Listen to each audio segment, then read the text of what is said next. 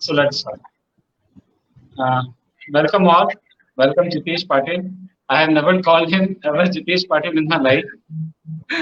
So मैं उसको जितेश पाटिल नहीं बोलूंगा पूरे इंटरव्यू के मैं वही बोलूंगा what I have called him all his life Patil. So today we have Jitesh Patil with us, and here he is an IAS, and currently he is the municipal commissioner of Nizamabad. आज की जो journey है वो जितेश पाटिल की journey है from Mysore to IIT Delhi to ending up in IAS and being a municipal commissioner. तो start यहीं से करते हैं जितेश, कि तुझे एक म्युनिसिपल कमिश्नर होता है कि IAS की लाइफ होती है, उसका एक दिन कैसा होता है, और अभी तक जो तुम्हारा एक्सपीरियंस है वो IAS कैसा रहा है? जी, first of all thank you for having me here Shival. So even maybe Shival sir was always a guiding light for me and the athletics team in college actually. So this is great opportunity to connect with him and to all those people out there. So ये journey बहुत ही surreal था. मतलब मैंने कभी imagine नहीं किया था. जैसे कई लोग सोचते हैं कि बचपन से ही IAS बनना है, वैसा मेरा केस बिल्कुल नहीं था. But then somehow life took many turns and then here I am. So municipal commissioner का job actually it's equally punishing and satisfying because many times people take things for granted. जैसे उनको लगता है कि tap खुला करो तो पानी आना चाहिए, घर के सामने की जो ड्रेन है वो हमेशा साफ रहनी चाहिए और कचरा हमेशा हट जाना चाहिए. And this should be done by fairies, like invisibly हो जाना चाहिए बस. So but there is a system that is at work. तो और उसमें कई सारे चैलेंजेस होते हैं. So day in day out we have to tackle those things and specially when there is corona. तो फिर अभी डाइवर्सिटी जो है सब्जेक्ट्स की है for a municipal commissioner that is huge and Nizamabad की पॉपुलेशन 4 लाख है. So it is very satisfying that you are able to serve such a large number of people on various aspects and there is a true impact that you can make on their lives. तो जैसे sanitation is the major focus actually. उसके अलावा buildings जो raise होती हैं और उनका एक टाउन प्लानिंग जो एक कॉन्सेप्ट है that is also very intense subject.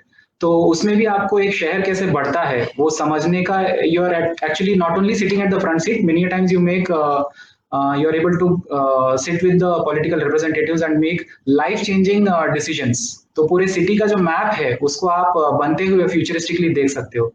तो ये एक बहुत ही अच्छी अपॉर्चुनिटी होती है. How is your day? तुम्हारा एक दिन कैसा होता है? क्योंकि स्टूडेंट्स को ऐसा लगता है ना वो लोग एग्जॉस्टेड होते हैं या वो लोग बहुत काम कर रहे हैं. तो प्लीज टेल मी अबाउट कि तुम्हारा राइट या that part I missed. So then actually municipal commissioner का 5 बजे शुरू होता है. So I have to get up in morning at 5, go out and see that attendance of the sanitation workers is happening correctly because that is where many times काफी गड़बड़ होने के chances होती है. उसके बाद फिर वो वर्कर्स जब साफ सफाई करते हैं, अपनी व्हीकल्स जाके कूड़ा इकट्ठा करती हैं, तो उसमें भी हमें मॉनिटरिंग करना चाहिए और थोड़ा सा मोरल भी बूस्ट हो जाता है टीम का. सो 5 o'clock attendance, then 6 to 8 we have to see that all the sanitation activities are going on properly. And then equally engineering issues होती हैं, जैसे वाटर सप्लाई हो गया या फिर कहीं कोई लाइन खराब हो गई इलेक्ट्रिसिटी की, तो उसको चेक करना. उसके अलावा फिर कई बार प्रॉपर्टी टैक्स के कुछ इश्यूज होती हैं. किसी का घर दुकान होती है लेकिन उनका एक्चुअली घर के हिसाब से टैक्स लग रहा होता है, तो कॉर्पोरेशन के लिए लॉस है, तो उनको जाके चेक करना. और उसके अलावा फिर कहीं बिल्डिंग अगर इलीगली बन रही है बिना परमिशन, तो फिर उसको जाके उसकी जांच करना और उस पर रोक लगाना. सो by 9 o'clock we have to complete all these things and then come back, have a little bit of exercise, breakfast and wash up and go to office. फिर 10 बजे से ऑफिस में फाइल्स क्लियर करनी पड़ती है. सो whatever important and urgent, so urgent और important में competition चलते रहते हैं. So first you have to clear off the urgent and then दोपहर तक आते आते important के लिए आपको टाइम मिलेगा. बट देन तब तक आपको 2-3 फोन आ जाएंगे कि शाम को रिव्यू मीटिंग है, कलेक्टर सर बुला रहे हैं या फिर हेड ऑफिस से वीडियो कॉन्फ्रेंस है, तो उसके लिए आप नोट्स बनाना शुरू करते हो और फिर रिव्यू मीटिंग अटेंड करते हो. You have to explain what is the status of all the work that are going on. और फिर बाकी फिर जो इंस्ट्रक्शंस मिलती है मीटिंग में उसको फिर दूसरों को पास ऑन करते करते शाम निकल जाती है. So you have to stay, मतलब मेरा दिन तो ऐसे होता है कि 5 बजे से लेके फिर शाम को 5 बजे तक we try to close it, but then करते करते 8 तो बज ही जाता है. So all those people who think that कि 10 to 5 जॉब है, बहुत आराम की जिंदगी है, it's not like that. So मुश्किल वक्त कमांडो सख्त, आपको तैयार रहना पड़ेगा हमेशा. नहीं तो ये मतलब अभी लाइफ तो बहुत डिफिकल्ट है ऑब्वियसली, बाकी सब जो एस्पिरेंट्स हैं उनके पास समझ में आ रही होगी कि जो प्रिपरेशन के अंदर जितनी मेहनत करनी पड़ती है शायद उससे भी ज्यादा मेहनत है. जी. तो आईआईटी प्रिपरेशन कैसी रही, आईआईटी प्रिपरेशन की जर्नी कैसी रही, और क्या टिप्स देना चाहोगे जो फ्यूचर एस्पिरेंट्स हैं उनको? राइट. सो आईएएस की प्रिपरेशन तो मैंने लाइक फर्स्ट स्टेप जो लिया था हमारे पूरे आईआईटी के लिए, तो वो तो शिवाल सर ही थे. उन्हीं को देख के उनके कदमों पे बढ़े थे सब लोग. सो लेकिन जब दिल्ली में आया था तो फिर आपने भी बताया था, एक्चुअली शिवाल सर ने भी मुझे बताया था कि बहुत सारी क्लासेस होती है, उसके चक्कर में मत पढ़ना. लेकिन फिर थोड़ी सेविंग्स लेके क्लासेस मैंने ज्वाइन कर ली थी और फिर I realise that it was a waste of money. फिर पैसा तो गया लेकिन टाइम भी नहीं जाना चाहिए, इसके लिए फिर मैंने घर पे बैठ के सिलेबस कवर किया. लेकिन फिर मुझे रियलाइज हुआ कि आईआईटी बैकग्राउंड होने पर आपका जो टेक्निकल नॉलेज होता है वो ह्यूमैनिटीज सब्जेक्ट्स को हैंडल करने का तरीका बहुत अलग होता है, उसकी अंडरस्टैंडिंग, उसका प्रेजेंटेशन बहुत अलग होता है. तो इसके लिए first year I lost in covering, एक थोड़ा सा सरफेस कवर करने में ही मेरा निकल गया. दूसरी बात यह है कि फर्स्ट अटेम्प्ट में एक्सटर्नल फैक्टर्स से कई ज्यादा इफेक्ट हो गया था मैं. मतलब जैसे, ये बहुत फ्रैंकली बता रहा हूँ मैं, क्योंकि कई बार जो है सक्सेस को ही सेलिब्रेट करके उसको प्रोजेक्ट किया जाता है, लेकिन मेरा सेकंड अटेम्प्ट में क्लियर हुआ था. तो फर्स्ट अटेम्प्ट में जो गलतियां करी थी मैंने, I would like to share with everyone. कई बार क्या होता है, we get pressured by the competition that is around you. आप कई लोगों को देखोगे जो बहुत जानकार होते हैं, they know lot of reports inside out, lot of subjects inside out, but for some reason or the other they are stuck there, and looking at them we get very bog down. हम कई बार सोचते हैं कि ये तो हमसे नहीं हो पाएगा, गलती से आ गए यहाँ पे, अब पता नहीं, भगवान भरोसे है सब कुछ. मेरा भाई लाइक फर्स्ट अटेम्प्ट ऐसे ही निकल गया टू गेट टू नो कि कितना है, what is the depth of knowledge that you need. और करते करते फर्स्ट अटेम्प्ट जब मैं गया था एग्जाम देने, तो मुझे तो कई बार लगता था मैं क्यों ही जा रहा हूँ, लाइक क्या लिखना है कुछ मालूम नहीं है. जैसे तैसे फर्स्ट अटेम्प्ट निकल गया और मैं क्लियर नहीं कर पाया मेंस. लेकिन फिर मुझे एक रियलाइज हुआ कि टाइम निकला जा रहा है, तो फिर मैंने बैकअप ऑप्शन भी क्रिएट किया. I appeared for engineering service also and civil service also. तो मेन थिंग मैंने यही नोटिस किया कि you break down everything into parts. So this is one advice I would like to give everyone. जैसे Everest भी चढ़ते हैं लोग तो फिर सीधा टॉप के लिए नहीं जाते हैं, they go to base camp and they go to Hillary step and then to the top. तो I broke down all of my syllabus into clean parts. मतलब जैसे मैकेनिकल इंजीनियरिंग ले लिया तो पार्ट 1 को उसको 4 पार्ट्स में डिवाइड कर लिया, फिर GS1 लिया, उसको 6 पार्ट में डिवाइड कर लिया, and then you cover 1 step at a time. So that reduces the pressure. नहीं तो once you pick up that fat book, you'll feel as if this is, ये तो impossible है, ये हो ही नहीं पाएगा, and you will get nowhere. हर बार आप frustrate होके you'll come back to the first page and then start again. So first thing is that break down your syllabus and plan it कि आप कैसे cover करोगे. दूसरी बात मैंने I would like to share is that whenever you practice as per the exam. Don't be very over ambitious and try to be Baahubali कि मैं तो पूरा एक्सपर्ट बन जाऊंगा और फिर फोड़ दूंगा मैं. So of course after clearing everyone says that only कि मैं तो मतलब पूरा सारी किताबें मैंने रट ली थी और मैं रेडी था. But what I have realized is that in the second attempt I was very pragmatic. I realized कि 4 किताबें पढ़ने की जरूरत नहीं है, 1 या 2 किताबें बस है, उसी को अच्छे से कवर कर लो. एंड लास्ट में आके टेम्परामेंट का गेम होता है. So I clearly remember my second attempt. At that time even I had health problems, मतलब बीमार भी हो गया था मैं एग्जाम के टाइम पे, and that affects your mind a lot कि you are at the top of your game, लेकिन आपको हेल्थ आपको परेशान करेगी. So you should have that ability to shut out everything. सारी नेगेटिविटी छोड़ दो. जैसे this in any field of excellence this is there, like even Arnold Schwarzenegger when he goes out to pose, like वो वही बोलता है, like remove all negativity. So when you go enter into the exam hall, you should be like warriors. You have to attack all the 20 questions and finish it. Don't think about क्या होगा, कैसे होगा, आगे क्या है, कुछ नहीं.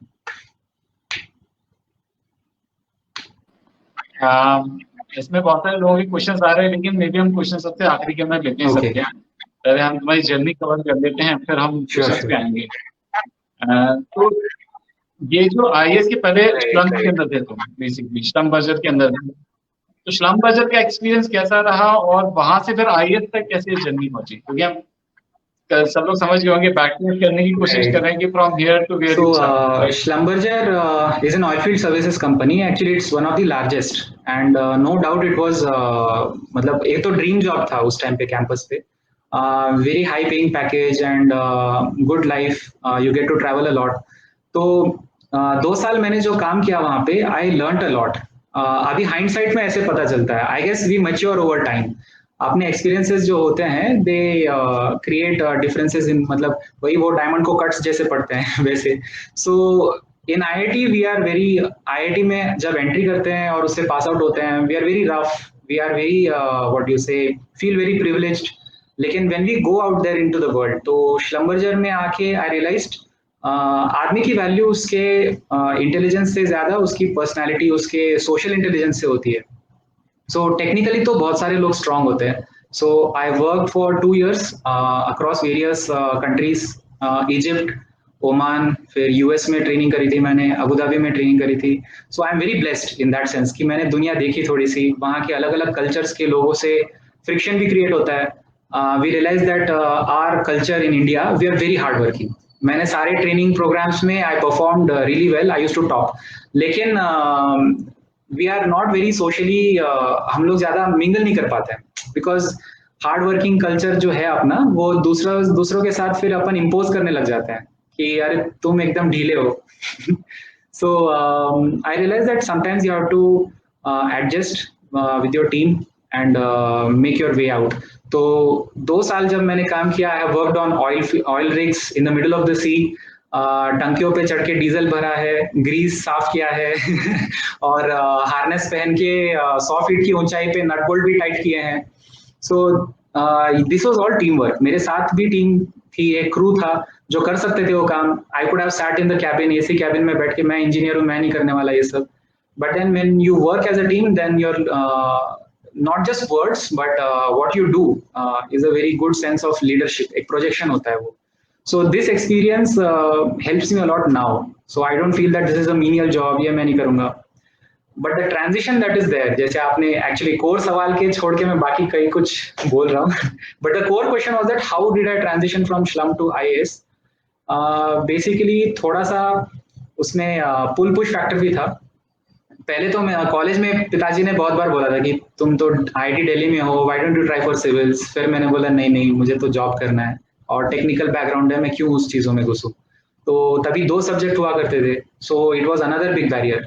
But then मेरे जॉब में I really wanted to get into technical side, क्योंकि आईआईटी बैकग्राउंड के बाद अपनी यही सोच होती है कि let us get do some research and do something really at the cutting edge of technology. But यहाँ इस कंपनी में वो चांस मिल नहीं रहा था, बिकॉज दे वांटेड कि इंडियन मार्केट में कोई है तो वहीं पे रहे. सो थोड़ा सा मैं I was getting very restless कि यहाँ तो उतनी बढ़ नहीं पा रहे आगे. ऊपर से जो साथ वाले लोग थे, जो ब्राजील, अर्जेंटीना ऐसी जगह पे कमा रहे थे, वो तो तिगुना चौगुना कमा रहे थे. So that was another factor. Apart from that there was pull factor also. Of course IAS का जो चार्म है, the wide variety and the whole canvas on which you get to work, that is always very attractive. But then first hand experience मुझे नहीं था, मेरे family में कोई भी सर्विस में नहीं था. So I थोड़ा सा कैलकुलेटिवली कि भाई हो पाएगा तो अभी हो पाएगा, because one option was gone and aptitude test पे आ गया था. So it was clear invitation for engineers. So in that sense I realized कि ये we should try at least once, because if it doesn't happen then we can always come back to oil field.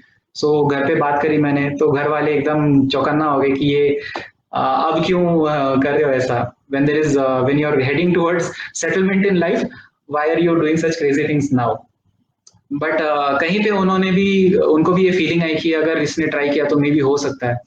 So with their backing I resigned and then landed in Delhi. So कोई जैसे service को, IAS को जो है, there is lot of glamour and काफी glorify किया जाता है. But then many a times aspirants don't completely understand the whole elephant of government. So there is no need to understand also. दूर से ही अट्रैक्शन है. If you have that feeling in you that yes you want to serve the country, then you should definitely try once. So I took that risk, and in my second attempt I was lucky enough to get into the service. नहीं, ये story मुझे याद आ रही है जो मुझे पाटिल ने बताई थी. जब स्लम के अंदर था तो दरअसल मेरे साथ क्या हुआ कि स्लम्स के अंदर जो पाइप के अंदर ऑयल फ्लो हो रहा होता है वो इतने ज्यादा वेलोसिटी के ऊपर होता है, उसमें से एक बहुत बारीक सी स्ट्रीम ऑफ दैट ऑयल थी and it pierced into his gloves and through his finger. Right. तो एक्चुअली अभी इतने डाइवर्स एक्सपीरियंसेस हुए थे उस टाइम पे कि अब तो it feels as if it is वो पुराना जन्म जैसा फील होता है. So oil field is actually जो हम लोग पेट्रोल पंप पे जाके अपने टंकी भर लेते हैं बस, that is like the last end product. But there are people risking their lives actually in oil field, और उनको सेफ्टी प्रोटोकॉल कई ट्रेनिंग दी जाती है. फिर भी every day there is some life threatening incident going on. तो वही मुझे याद है, हाइड्रोलिक ऑयल पे सारी मशीनें चलती है वहां पे, because there is no power source in the middle of the sea. So basically engines are there and they use hydraulics to move mountains. मतलब लिटरली सब कुछ होता है वो सारा उसी पे चलता है. तो एक हाइड्रोलिक पाइप का जो है वो आई डिड नॉट रियलाइज उसमें हेवी प्रेशर था, और मैं उसको कनेक्ट करने जा रहा था and it just got stuck. तो वो पूरी की पूरी जो ऑयल की जो स्ट्रीम है वो मेरे ग्लव्स काट के उंगली पे आ गई. तो अभी भी उस अंगूठे में वो खड्डा है. सो वही है, रिस्क तो कोई भी जॉब में है. You can not say that you need high pay and there is no risk. So you should be prepared for all the things. तुम्हारा बेसिकली आईआईटी का एक्सपीरियंस कैसा था? इसके पहले शायद आईआईटी दिल्ली के अंदर, आईआईटी दिल्ली का पूरा एक्सपीरियंस कैसा रहा लाइफ में, कितना हेल्प हुआ? राइट. आईआईटी तो वेरी फॉन्ड मेमोरीज. आईआईटी में I feel that it's a very good platform for everyone. Genuinely IITs में जो वैल्यू मिलती है लोगों को, एजुकेशन का जो पूरा एक्सपीरियंस है, I think it is quite unmatched. because I can contrast it with some previous experience that I had. तो जैसे स्टडीज में आपको there is lot of variety.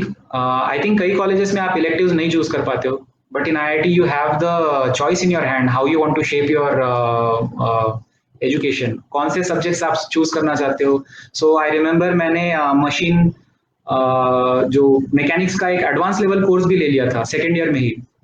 So it was very satisfying कि मेरे क्लास में हम लोग सिर्फ 2 लोग थे जो बीटेक से थे और बाकी सारे लोग एमटेक वाले थे. सो challenging at the same time very satisfying कि आप इतने कम एज में आप इतने हाई लेवल कोर्सेस ले पाते हो. Professors are also very supportive. Studies में आई रियलाइज वन थिंग कि आप क्लास लगाते रहो, don't bunk the classes, and time to time आपकी जो होमवर्क और ट्यूटोरियल्स होते हैं वो पूरे करते रहो, तो you will cruise through. It is manageable. और मैंने मतलब डिसेंट जीपीए मैंने मेंटेन कर लिया था. But another thing is that there are many people, IIT offers various passions. So dance में भी आप एक्सेल कर सकते हो, वहाँ पे सिंगिंग में भी कर सकते हो, स्पोर्ट्स में भी कर सकते हो. So you can pick from a whole palette of offerings. तो इट्स नॉट जस्ट दैट कि इसमें आईआईटियंस आर मतलब bookworms होते हैं and they don't do well in music or in dance. I know people who have done very well in music industry also now. Speak Meke में है कई लोग who have reached various heights. और dance करते करते फिर even they did some Schlumberger. मेरा एक बैचमेट था, he worked for 2 years in Schlumberger and now he went and opened up his own dance company. So IIT offers lot of opportunities. So उसमें से I picked like couple of things. एक तो studies मैंने अपना एक maintain कर लिया कि भाई इतना तो पढ़ाई कर लेंगे, उसी पे उसे रखना है. एंड दूसरा passion was athletics. So I was very fortunate कि first year itself I was able to make a place in the team. और मुझे याद है अब तब तो लेजेंड हुआ करते थे, लाइक अशोक मीना सर थे, and then the next legend in making was Shival sir. So with them, not just under them actually, with them we have seen how one can transform. but then some craziness is needed. थोड़ा सा पागलपन होना जरूरी होता है. So I remember दोपहर के बीच में भी शिवाल सर दौड़ रहे हैं, शाम को भी दौड़ रहे हैं. तो that was the standard of hard work that was set for us. And me and lot of my other batchmates, Harbir tha, Manish tha, all these people I have seen lot of ups and downs. So second year mein I was at the peak of my performance, but then I had an injury, and then I saw Harbir develop very well. मतलब उसने काफी सारे technical events में अच्छा कर लिया. And then Manish, another of my batchmate, he was actually उस first year में he was not even there on the team, but then hard work करते करते he even beat everyone, and he even performed very well in intra-IIT. So IIT का experience जो है, I realized that it prepares you for the world out there, because world is like world का छोटा एक microcosm है वो. वहाँ पे there are people who have diverse talents and diverse ambitions, and everyone does equally well. But while in college we always look down upon others कि यार ये देखो ये दौड़ते रहते हैं, इसका वो कुछ नहीं होना है लाइफ में, या तो फिर ये देखो ये तो डांस में है, ये भी कुछ नहीं कर पाएगा. And let me tell you that it all evens out. I really want to share this with everyone out there. Don't go by your marks in 10th or 12th or in IIT, कितना GPA था, कौन सा pay package मिला. It doesn't matter. 3 or 4 years down the line, or even 10 years down the line, some of you might become entrepreneurs. They might be leading companies, leading businesses, while those people who clear IIT, IIM, they might get confused, have a midlife crisis, or they might do well. It doesn't matter. So we should not judge everyone. We should focus on what you like to do in life and try to achieve that.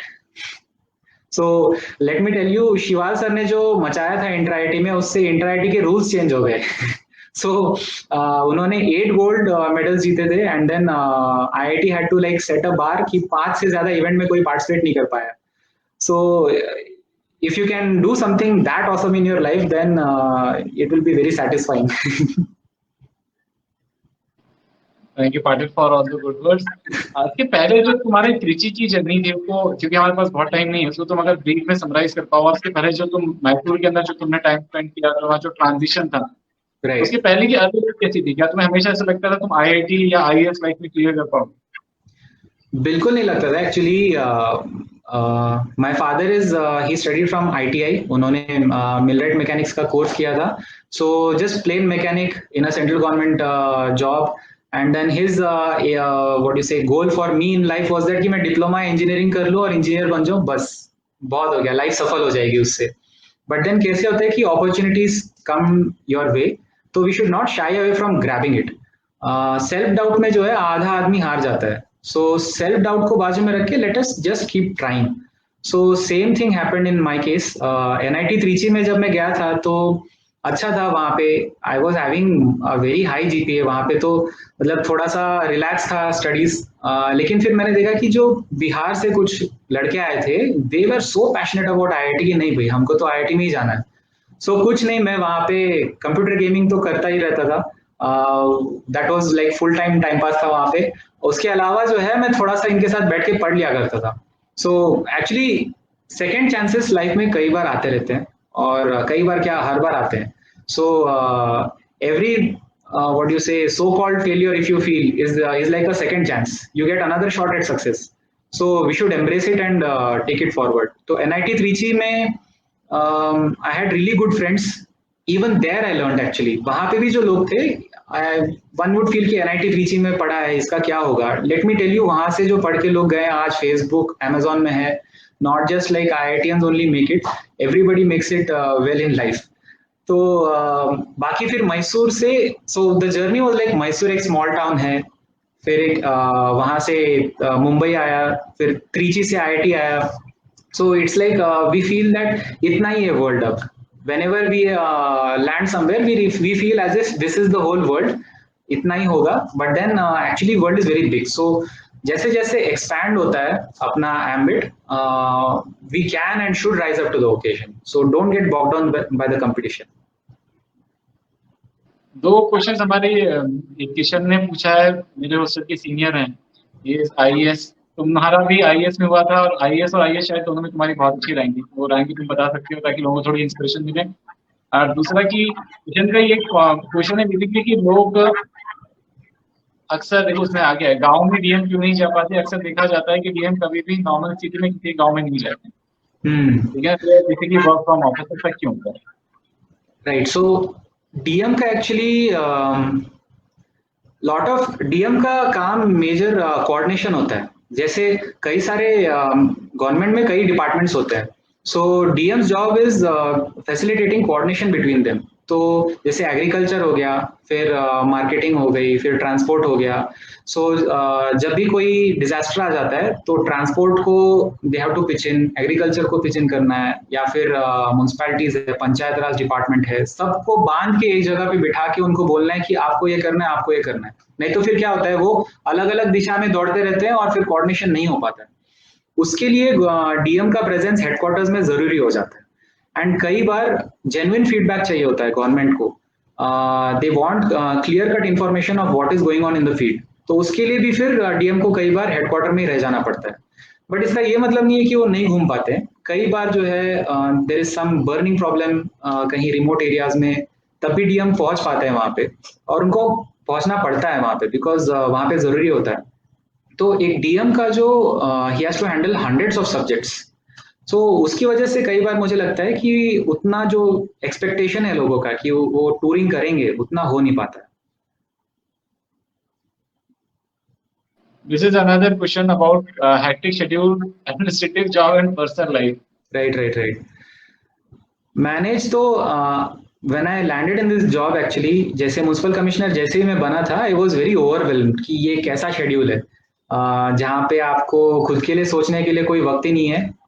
लेकिन फिर धीरे धीरे I realized that it is not one person running the show, there is a system. So you realize that कई अच्छा staff होता है, there are able hands, you delegate, you give them confidence and then monitor.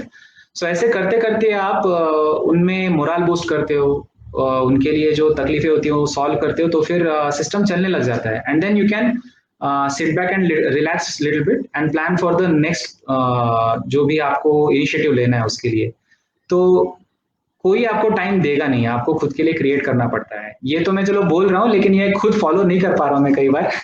But I realise that कोई भी सुबह आपको call नहीं करेगा, मतलब 8 बजे से पहले कोई आपको परेशान नहीं करेगा। सो सुबह 5 बजे से 8 बजे तक आप you can always find half an hour to do some exercise, and शाम को 8 बजे के बाद तो anyways you can spend some time with your family, no one is going to encroach upon that.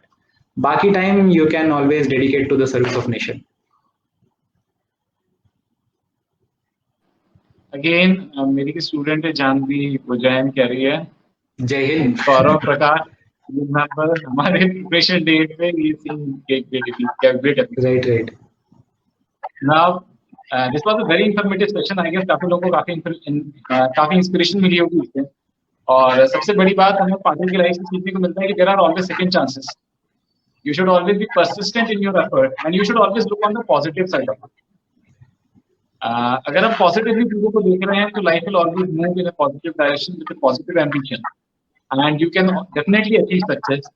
तुमने 2 बार में आईआईटी निकाला, 2 बार में आईएएस निकाला जी बिल्कुल अटेम्प्ट तक जाते जाते। तो it is a great achievement that you have done in your life. You have never walk down by the problems that have been faced by life in front of you, and I think that is a great achievement. और उससे ही students को सीखना चाहिए जो भी बात देख रहे हैं कि you should always try and keep on.